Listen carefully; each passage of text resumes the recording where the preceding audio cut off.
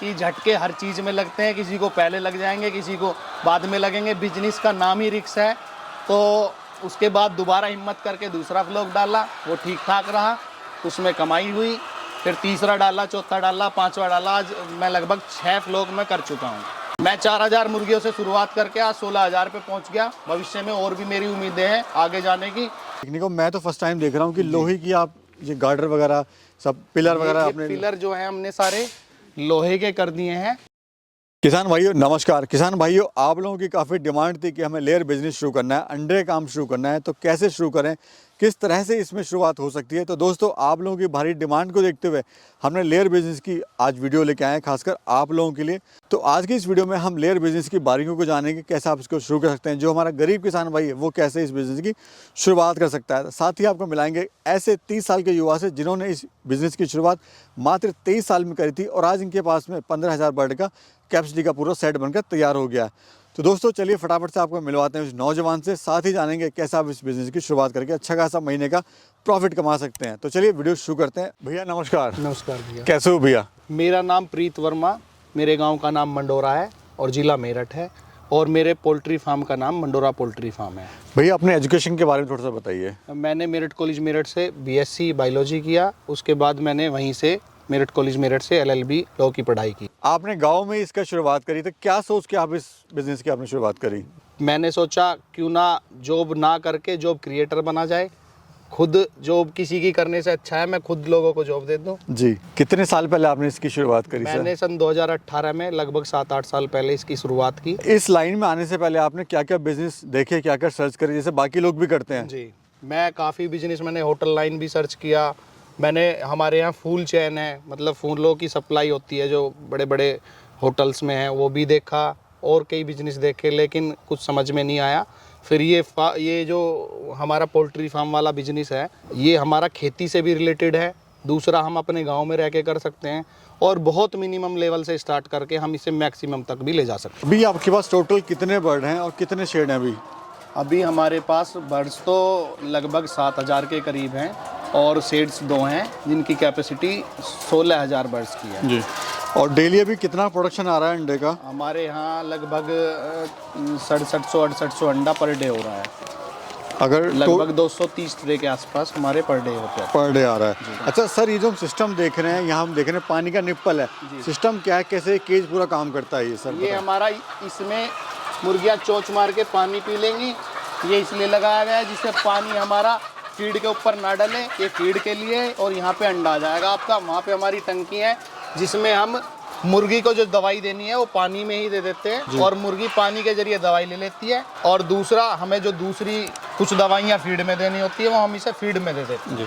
इसमें sir automatic अंडा जो है नीचे आ जाता है, जैसे हम ये अंडे पर देख रहे पड़े हुए। जब मुर्गी अंडा देगी तो लुढ़क के अपना यहाँ साइड में आ जाएगा, फीड अपना मुर्गी यहाँ से खा लेगी और पानी यहाँ से। तो इस तरह से वो नीचे आके कलेक्ट हो जाता है ये। अगर सर कैलकुलेट करें पर डे ये जो बर्ड है कितने का दाना खा लेती है? हमारी बर्ड्स लगभग 20-22 हज़ार रुपये का एक सेड का खर्चा है। दूसरे वाले सेड का खर्चा हमारा लगभग 25,000 रुपये पर डे का होगा। टोटल हमारा 50,000 रुपये पर डे का फीड खा लेंगे मुर्गियाँ। सर लोग बड़े उतावले होते हैं ये जानने के लिए, जो आप अंडा हम देख रहे हैं, एक अंडे पे कितनी बचत होती है?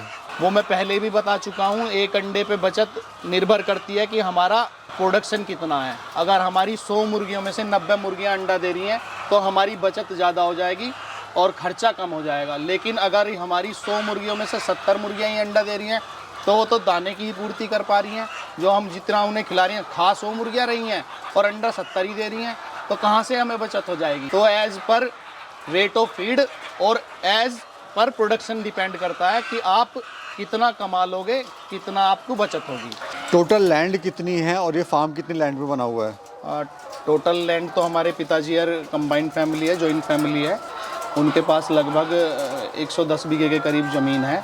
लेकिन जो हमारे फार्म बना हुआ है, पहला जो हमारा फार्म था वो 6000 स्क्वायर फीट में बना हुआ था, और जो हमने अभी नया सेटअप डाला है दूसरा, जो 8000 बर्ड्स 8500 बर्ड्स की कैपेसिटी का फार्म बनाया है, वो हमारा लगभग 8000 स्क्वायर फीट में बना हुआ है। जी।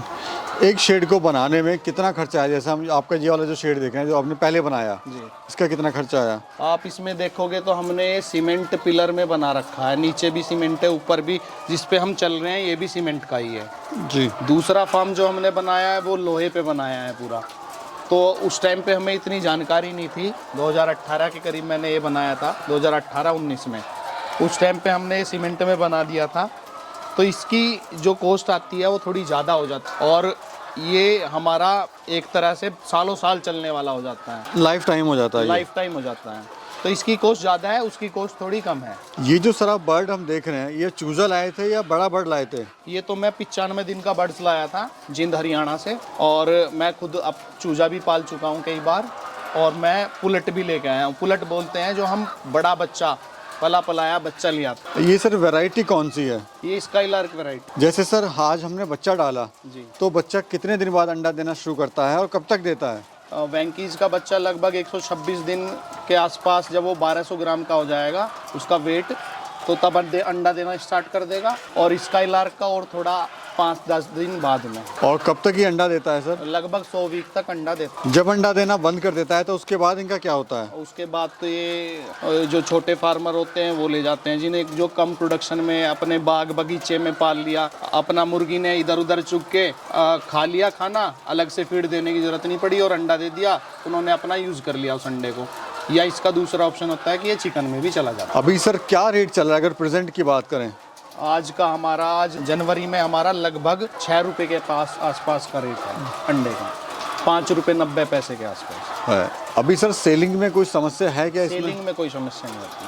कहाँ सेल कर रहे हैं सर अभी आप? हमारा अंडा मेरठ के ही ट्रेडर हैं जेके, उनकी खुद की पोल्ट्री भी है, उनके यहाँ जाता है सारा। यानी ये डर नहीं है कि अंडा नहीं बिकेगा? नहीं, ऐसा कभी नहीं। ऑल ओवर क्या प्रॉफिट ले रहे हैं सर?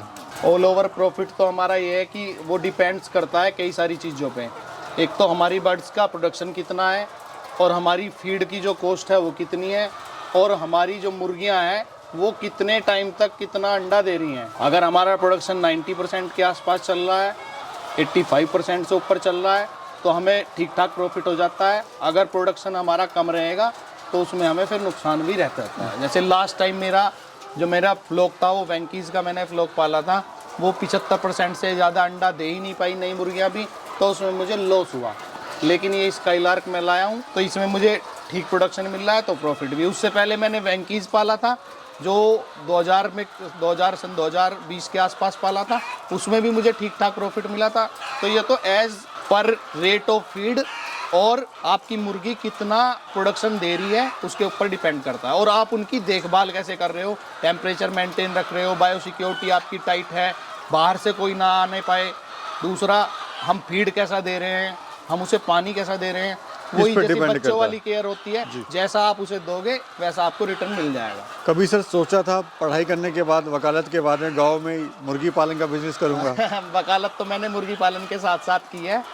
मैं BSc बायोलॉजी कर रहा था उस टाइम पे, तो तब मैंने फार्म का सेटअप किया था, और बस पता ही नहीं चला, अपना चलता रहा ठीक, और आज 2 फार्म बना दिए। भविष्य में और भी आगे जाने का मन है। सर फीड में इनको आप क्या दे रहे हैं? फीड में हम इन्हें फुल फीड दे रहे हैं। फुल फीड मतलब जो कंपनी हमें बनाया फीड दे रही है, कंप्लीट फीड। AFI कंपनी का फीड चला रहा हूँ मैं पिछले 2 साल से, और मैं उससे संतुष्ट हूँ। सर लोग कहते हैं कि इसमें बहुत लाखों की कमाई है, करोड़ों की कमाई है, सच्चाई क्या है? ऑल ओवर आप इतने साल से कर रहे हैं तो। होती है, पर मैं बता चुका हूँ, वो ऐसा नहीं है कि आपकी फिक्स ही है कि आप बिल्कुल आंख बंद करके लगा दो और आपकी 1 लाख 2 लाख 4 लाख पर मंथ की कमाई हो जाएगी। वो डिपेंड्स करता है, असल में लाइव स्टॉक है, इसमें रिस्क बहुत ज़्यादा होता है। हमें बच्चे की तरह इसकी केयर करनी पड़ती है, हमें इसका टेम्परेचर जितना है वही मेंटेन करना है, इनका वेट कितना है वो मेंटेन करना है, इनमें कैल्शियम की डिफिशेंसी ना हो जाए, इनमें प्रोटीन की डिफिशेंसी ना हो जाए, वो सारी चीज़ें मेंटेन करनी पड़ती है। इसका फीड की क्वालिटी कैसी है आपकी, आप पानी कैसा दे रहे हो, उस पर बहुत सारी चीज़ें निर्भर करती है। आप टेम्परेचर कितना मेंटेन कर रहे हो, हमें इसे 22 डिग्री से नीचे नहीं आना है, गर्मियों में 35 डिग्री से ऊपर टेम्परेचर नहीं जाना चाहिए, तभी तो मुर्गी अंडा देगी, और जितना आपका प्रोडक्शन होगा उतनी आपकी बचत होगी। जी। कभी सर नुकसान हुआ है इसमें आपको? कई बार हुआ है, रीज़न क्या है सर, सच्चाई बताइए, क्योंकि लोग अक्सर बताते हैं कि इसमें प्रॉफिट ही प्रॉफिट है, नुकसान मैंने नहीं है। 2019 में जब पहला अपना फ्लॉक पाला तो मैंने पुलेट लिया था 105 दिन का बच्चा। पुलेट बोलते हैं जो हमारा बड़ा, हम पला पलाया बच्चा लेते हैं किसी कंपनी से या किसी फार्मर से। तो जो मैंने पुलेट लिया था 105 दिन का, उसमें मैरिज डिजीज़ आ गई थी, एमडी बोलते हैं उसे हम। तो उसमें मेरी लगभग 2700-2800 मुर्गियाँ मर गई थी 4000 में से। तो मुझे काफ़ी लॉस हुआ। स्टार्टिंग वैसे थी तो डर भी लगा कि यार गलत कदम तो नहीं रख दिया। फिर जो पुराने लोग थे पोल्ट्री में, उन्होंने समझाया कि झटके हर चीज़ में लगते हैं, किसी को पहले लग जाएंगे, किसी को बाद में लगेंगे, बिजनेस का नाम ही रिस्क है। तो उसके बाद दोबारा हिम्मत करके दूसरा फ्लॉक डाला, वो ठीक ठाक रहा, उसमें कमाई हुई। फिर तीसरा डाला, चौथा डाला, पांचवा डाला, आज मैं लगभग 6 फ्लॉक में कर चुका हूँ। गवर्नमेंट से इसमें सर क्या हेल्प मिलती है? गवर्नमेंट से हमारा सब्सिडी वाला प्लान होता है, उसमें जो गवर्नमेंट हमें 10,000 बर्ड्स और 30,000 बर्ड्स के 2 प्रोजेक्ट हैं उनके, उसमें गवर्नमेंट हमें, आप 10,000 बर्ड का सेट बनाओगे तो उसमें जो भी उनकी स्कीम है और सब्सिडी वगैरह देती है। लेकिन मैं अपना ही फार्म बनाया था पहले भी और दूसरा भी। अगर कोई हमारा गरीब किसान भाई सर इस बिज़नेस को शुरुआत करना चाहता है, जिसके पास कम पैसा है, जी, तो कैसे इस बिज़नेस की शुरुआत कर सकता है? इसके लिए तो मैं यही कहूँगा कि पहले तो मैं जो अपना बताता हूँ, मैंने सरदार वल्लभ भाई पटेल कृषि विश्वविद्यालय है हमारा यहीं मेरठ में, तो उसमें ट्रेनिंग की। उसके बाद इसकी बारीकियों को समझा, क्या हमें इसमें नुकसान हो सकता है, कहाँ हमारा फ़ायदा हो सकता है, वे चीज़ें समझी, उन्होंने बहुत अच्छे से समझाई। तो उसके बाद मैंने फार्म का सेटअप किया और टाइम पे उनसे मैं मार्गदर्शन भी लेता रहा कि भाई मुझे जिस चीज़ में दिक्कत आ रही थी वो समझी। वहाँ के वैज्ञानिकों ने हमें समझाई बहुत अच्छी तरीके से, हमें बहुत हेल्प की और आज उन्हीं की देन है जो मैं इसे अच्छे से चला पा रहा हूँ। तो मैं यही कहना चाहूँगा, आप किसी भी काम को करने से पहले उसकी बारीकियों को समझ लें, उसके नफ़े नुकसान को समझ लें, उसके बाद सेटअप करें। आप 500 बर्ड से स्टार्ट करें, बड़ा तो आप कितना भी कर लेंगे, आप 1000 बर्ड से करें, 5000 से करें, जितना आपका बजट है उतने बर्ड से स्टार्ट करें। बड़ा तो आप कितना भी कर लोगे इसे, लेकिन बड़े को संभालना बड़ा मुश्किल हो जाएगा अगर आपको जानकारी नहीं है। मैं 4000 मुर्गियों से शुरुआत करके आज 16,000 पे पहुंच गया। भविष्य में और भी मेरी उम्मीदें हैं आगे जाने की, तो आपसे भी यही उम्मीद करूंगा। मेरा तो यही आपको मैसेज है कि आप छोटे से स्टार्ट करके बड़ा कर सकते हैं हम। लेकिन अगर मैं शुरू में ही 16,000 का करता, क्या पता नहीं चल पाता, आज मैं मेरा फार्म बंद होता, मैं कहीं और होता। जी जी, यानी शुरुआत करें, छोटे से करें जी, कम बजट से। अच्छा सर, इसका जो वेस्टेज होता है उसका आप क्या करते हैं? वो हमारा खेती में भी यूज हो जाता है। और दूसरा जो मछली पालन वाले लोग हैं, मछली फार्म वाले किसान, वो भी ले जाते हैं इसे हमसे खरीद के, वो भी बिक जाता है? बहुत बढ़िया बिक जाता है और हम अपनी खेती में भी यूज करते हैं इसे। सर, हमारे जो युवा साथी हैं जो कुछ करना चाहते हैं, उनको आप क्या संदेश देना चाहते हो? मैं तो यही कहना चाहूँगा कि आप जॉब के लिए ट्राई करो, बहुत अच्छी बात है, जॉब लग जाती है, लेकिन 100% उसके ऊपर मत रहो। अगर आपका मन है, आपका बजट है, थोड़ा रिस्क लो। और जीवन में कुछ करने के लिए हमें रिस्क भी लेना पड़ता है। आप छोटे से स्टार्ट करो और उसे आप कहीं तक भी ले जा सकते हो। जॉब क्रिएटर बनो, जॉब लेने वाले ना, जॉब देने वाले जॉब बनो। देने वाले जी। और लास्ट सवाल मेरा सर, प्लानिंग क्या है अभी आपकी? 2026 चल गया है, 2027 और 26 की क्या प्लानिंग है अभी? 2026 में तो मैंने अभी आपको नया फार्म घुमाता हूँ अपना, जो मैंने बनाया वो और तरीके से बनाया है, सारा लोहे पे बनाया है, वो दिखाता हूँ। उसके बाद मेरा एक 15,000-16,000 मुर्गियों का और सेटअप 2027 तक करने का मन है। यानी इसको बड़ा ही करने का आपका प्लान है अभी? बिल्कुल, डबल करने का मन है। आइए चलिए दिखाता हूँ आपको जो मैंने नया सेटअप बनाया है। बिल्कुल एंटीक थोड़ा चीज बनाई है आपने। यूनिक है वो थोड़ा, वो आपने नहीं देखा होगा आज तक। चलिए, बड़ा यहाँ से तैयारी चल रही है हाँ अभी? जी, ये तैयारी चल रही है। अच्छा, ये जो भैया हम देख रहे हैं, जी, ये इस तरह का सेटअप बहुत कम मिला है देखने को। मैं तो फर्स्ट टाइम देख रहा हूँ कि लोहे की आप ये गार्डर वगैरह सब पिलर वगैरह ये आपने। पिलर जो है हमने सारे लोहे के कर दिए हैं। इसका फायदा और नुकसान भी बताऊंगा आपको जी। इसके फायदे नुकसान ये हैं, जिन भाइयों के पास ज़मीन वगैरह नहीं है अपनी, वो उनके साथ सबसे बड़ा चैलेंज ये आता है कि वो किसी की लीज पे ज़मीन ले ली 10 साल के लिए, 5 साल के लिए, और उनका चल नहीं पाया, या वो चल गया तो वो जो ज़मीन वाला है वो उन्हें परेशान करेगा। तो इसमें सबसे बड़ा ऑप्शन ये है कि हम इसे यहाँ से उठा के कहीं भी शिफ्ट कर सकते हैं। जी। कल हमारा मन करेगा कि इसे मुझे अपनी लैंड पे चला देना है, अब मैं ज़मीन खरीदने के लायक हो गया, मैं अपनी ज़मीन खरीद के उसमें लगाना चाहता हूँ, तो हम यहाँ से उठा के वहाँ कर देंगे। दूसरा इसका फ़ायदा क्या है, जो हमारा सीमेंट में बना हुआ है उसकी रीसेल वैल्यू 0 है। वो जो आपका उसमें कॉस्ट लगी है बनाने में, अगर हम उसे ख़त्म करने लगे तो वो 0 हो जाएगा।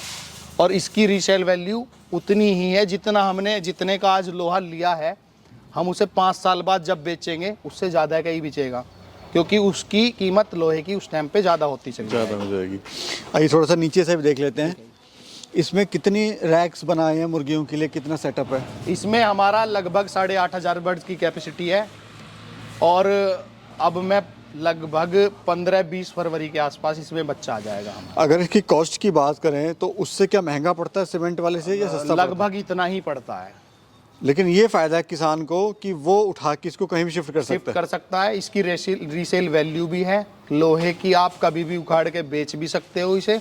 आपका 1% नहीं चला, आप कुछ और करना चाह रहे हैं, जो भी बात है, आप इसको रीसेल भी कर सकते हैं, लेकिन उसकी रीसेल वैल्यू 0 थी। अच्छा, इसको बनाने के लिए कारीगर स्पेशल आपने बुलाए हैं या कोई भी इसको मैप नक्शा वगैरह दे के आप बनवा सकते हाँ, हैं? कारीगर भी बुलाए हैं। कुछ मेरा खुद का भी दिमाग था, मैंने सोचा कि कुछ मेरा पहले से ही मन ये था कि लोहे पे स्टार्ट करा जाए, क्योंकि हमें केवल मुर्गियाँ पालनी है। हमें इसका कोई ये नहीं है कि उन्हें मॉल टाइप की हमें सुविधा देनी है जी, हमें केवल मुर्गियों से अंडा लेना है। लेना। तो ये कितनी कैपेसिटी का बर्ड बना रहे हैं आप? ये हमारा लगभग 8,500 कैपेसिटी का है। इसमें मैं दूसरा फ़ायदा बताता हूँ आपको। जो गर्मियों में सबसे बड़ी दिक्कत आती है मुर्गियों को, सर्दी में तो हम पर्दे लगा के मैनेज कर लेंगे, गर्म और रूम हीटर वगैरह, डीजल ब्रूडर वगैरह चला के टेम्परेचर मेंटेन कर लेंगे। गर्मी में हमें दिक्कत आती है कि गर्मी में हमें मुर्गी को गर्मी से कैसे बचाना है। और हमारे यहाँ गर्मी पड़ती है 8-9 महीने की, सर्दी 1-2 महीने की। तो उसमें गर्मी में हमें बचाने के लिए हमने, आइए देखिए, तो वो पूरा सीमेंट में था। राइट, ये हमारा गैप है इसमें, तो इसमें हमारा सर्कुलेशन बना रहेगा। राइट। अच्छा सर, खर्चा कितना आया है इसको बनाने के लिए? इसमें लगभग मेरे 25 से 30 लाख रुपए लग चुके हैं अब तक। और वहीं अगर कंपेयर करें सीमेंट की तो उसमें ज़्यादा खर्चा ज़्यादा खर्चा आएगा। और प्लस अगर हम सीमेंट का 8,500 बर्ड्स का फार्म बनाएंगे तो मेरे हिसाब से उसमें लगभग 30 लाख रुपए से ऊपर खर्चा आ जाएगा, 30 से 35 लाख रुपए। तो अभी हम बिल्कुल इसके ऊपर आ गए हैं। जो आप बता रहे थे चीज़ें कि वेंटिलेशन इसमें बराबर रहेगा, गर्मियों में हमें इसका बड़ा फ़ायदा मिलेगा। दूसरा, ये सारा लोहे पे बना हुआ है, तो हम इसकी रीसेल कर सकते हैं। शिफ्ट भी करना चाहे तो शिफ्ट भी कर सकते हैं। शिफ्ट भी कर सकते हैं। जो मैंने ज़मीन वाला मैटर बताया, ज़्यादातर लोगों की समस्या यही होती है कि जो मैंने नोटिस की, मैं पिछले 7-8 साल से हूँ इसमें, और बहुत से लोग मेरे पास आते हैं कि जी हमें भी बनाना है। उनके पास ज़मीन नहीं है, दूसरे की ज़मीन पे इतना बड़ा रिस्क लेना नहीं चाहता। कौन 50 लाख रुपए लगा के सेटअप बनाएगा दूसरे की ज़मीन पे, पता नहीं कल क्या बात हो जाए। तो उसमें यही चैलेंज आता है कि हमारे पास ज़मीन नहीं है। तो उनके लिए सबसे बड़ा ऑप्शन ये है, सबसे बढ़िया भी है, कि आप लोहे पे बना लो, उसे आप कल शिफ्ट भी कर सकते हो, और नहीं चलता तो आप रीसेल कर दो, आपका मोटा लॉस नहीं होगा। सर, बहुत अच्छी आपने जानकारी दी और साथ ही ऐसी टेक्निक से भी आपने रूबरू कराया जो लोगों के लिए बहुत ज़रूरी है, जिनके पास अपनी ज़मीन नहीं है। उसके लिए आपका बहुत बहुत शुक्रिया sir, again and thank you so much. ठीक है सर, थैंक यू।